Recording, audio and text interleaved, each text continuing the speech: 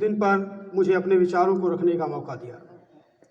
आज का दिन उन देशभक्तों के त्याग, तपस्या और बलिदान की अमर कहानियों को याद करने का दिन है, जिसके कारण आज हम गणतंत्र स्थापित कर सके हैं और एक स्वतंत्र भारत में स्वतंत्रता के साथ जीने का अधिकार रखते हैं।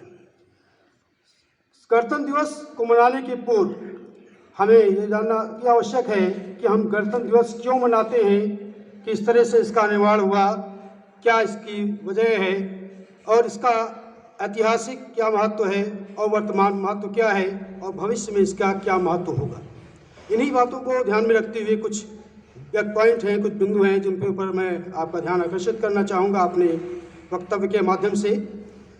सर्वप्रथम जैसे हम जानते हैं, जैसा कि विदित है, हमारा संविधान जो 1946 में कैबिनेट मिशन योजना के द्वारा पास कराया गया था, 9 दिसंबर 1946 को संविधान सभा की बैठक में सर्वप्रथम डॉक्टर सच्चिदानंद को अंतरिम अध्यक्ष बनाया गया था एवं डॉक्टर NV राव जी को संवैधानिक सलाहकार नियुक्त किया गया था, जिससे कि संविधान स्वरूप की संरचना का संगठन किया जा सके।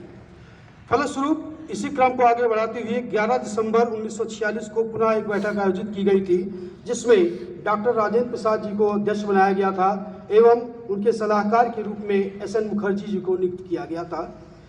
परंतु कतिपय कारणों ये विचार विमर्श पुनः आगे बढ़ा और 13 दिसंबर को पंडित जवाहरलाल नेहरू जी द्वारा अपना विश्वसनीय प्रस्ताव रखा गया, जो कि 27 जनवरी 1947 को संविधान सभा के द्वारा पारित किया गया और इसी को संविधान की आधारशिला के नाम से दिया गया, जिसके बारे में ये कहा जाता है कि ये ठीक उसी प्रकार से है जिस तरह से अमेरिका में स्वतंत्र देश का नारा और संसाधन प्रयुक्त किया गया था।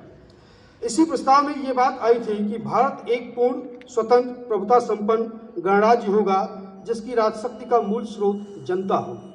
इसका पूरा श्रेय, पूरा क्रेडिट जो भी होगा वो जनता के माध्यम से होगा। जिसका भी चुनाव होगा उसका मूल स्रोत जनता होगी। अब ऐसा कोई भी नियम नहीं होगा कि कोई राजा होगा या कोई राज व्यवस्था हो। संविधान को अंतिम रूप देने के लिए दायित्व प्रारूप की समिति का निर्धारण किया गया और इस दायित्व समिति ने 29 अगस्त 1947 को अपने मत के द्वारा डॉक्टर भीमराव अंबेडकर जी को अंतिम अध्यक्ष चुना। इनके साथ साथ 7 अन्य सदस्य भी इस मंत्रिमंडल में शामिल थे, जो अपने भिन्न भिन्न क्षेत्रों के विख्यात ज्ञाता थे। इन्हीं सबके विचार को लेते हुए 26 जनवरी अंतरिम और 12वें संसद के बाद 308 लोगों ने 24 जनवरी 1950 को अपने हस्ताक्षर कर अंतरिम संविधान सभा को पारित किया था, जिसको 26 जनवरी 1950 की सुबह 10:18 पर लागू किया गया और ठीक इसी के 6 मिनट बाद 10:24 पर हमारे गणतंत्र भारत के एवं स्वतंत्र भारत के प्रथम राष्ट्रपति डॉक्टर राजेंद्र प्रसाद जी को पदोन्नत किया गया। इसी के साथ ये भी आपका जानना है कि भारत का संविधान जब बना तो 26 जनवरी को अंतिम रूप देने के बाद इस संविधान में कुल 395 लेख, 8 अनुसूचियां और 22 भाग बनाए गए थे, जिसको बनाने में लगभग 2 साल 11 महीने 18 दिन का समय लगा था, जिसके ऊपर उस समय के अनुसार लगभग 63,96,759 रुपये का खर्च आया होता, जिसे एक विशेष चरण पत्र, जिसे गात के नाम से जाना जाता है, के ऊपर लिखा गया था, जिससे इसे कीटनाशक के रूप में यूज़ किया जाता है कि इसकी लाइफ या इसकी वैधता हजारों सालों लाखों सालों तक बनी रहे, जिसको बनाने के लिए जो है यूज़ किया गया था। इस संविधान को जब बनाया गया उस समय संविधान में 234 पेज थे, जो कि आज भी सुरक्षित रखे हुए हैं और जिसका उस समय वजन 13 किलोग्राम के आसपास था। तो ये हमारे एक संविधान के बारे में छोटी सी बात है जो हम जानते हैं।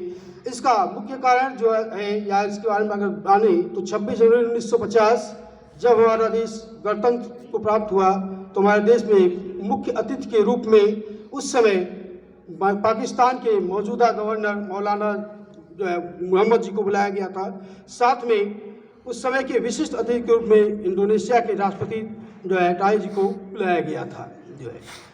साथ ही आज के परिवेश में अगर देखें आज के परिवेश में 26 जनवरी 2021 का सबसे महत्वपूर्ण दिन है, जो पूरे विश्व पटल पे हमारे छाया हुआ है। उसका भी वजह सिर्फ ये है कि आज के दिन पहला ऐसा समय है कि जब हमारे वायुसेना के पायलट कमान किसी महिला पायलट के हाथ में है, जो कि राजपथ पे अग्रसित है। दूसरे हमारे महत्वपूर्ण आज का इसलिए है क्योंकि आज के दिन पहला ऐसा ऐतिहासिक दिन है कि बांग्लादेश की थल सेना के 250 जवानों की एक टुकड़ी हमारे राजपथ पर परेड करने के लिए आई है।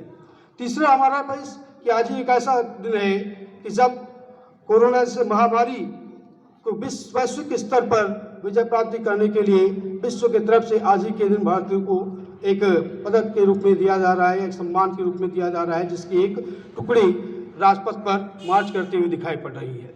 चौथी इसका महत्वपूर्ण है कि आज के दिन ही अयोध्या में निर्माण हो रहे राम मंदिर की पूरी झांकी, उसका पूरा ढांचा बाकायदा दीपोत्सव के साथ राजभर प्रचार किया रहा है। तो इस कई सारी चीज़ें हैं जो हमारे संविधान को हम सबको मजबूत रहती हैं, और इस सब की नींव रखने के लिए हम बाबा साहब भीमराव अम्बेडकर जी का एवं उनके सातों सहयोगियों का दिल से धन्यवाद और आभार अदा करते हैं। और इसी के साथ मैं अपने वक्तव्य को विराम देना चाहूँगा और उम्मीद करता हूँ कि ये जो हमारा राष्ट्रीय पर्व है, इसे हम इसी तरह से हर्षोल्लास के साथ जीवन पर्यंत मनाते रहेंगे। हमारी आने वाली पीढ़ियाँ भी इस चीज़ों को महसूस करेंगी, समझेंगी और जीवन पर्यंत इस चीज़ को निभाती रहेंगी। इन्हीं के साथ आप सभी लोगों को गणतंत्र दिवस की बहुत बहुत शुभकामनाएं। और चलते चलते सिर्फ एक ही लाइन यही कहूँगा, हम इस देश के वासी हैं, हम भारत देश के वासी हैं, बस इतना ही काफ़ी है। हम भारत देश के वासी हैं, बस इतना ही काफ़ी है। जान जाए तो चली भी जाए, शान तिरंगे का कम न हो। हम इस देश के वासी हैं, भारत इसका नाम है। तो सिंपल बातों में इतना ही कहूँगा कि हम भारत के वासी हैं, बस इतना ही काफ़ी है। इससे आगे ज़्यादा नहीं, बस जान भी जाए कम ही है। हम भारत के वासी हैं, बस इतना ही काफ़ी है। जय हिंद, जय भारत, वंदे मातरम।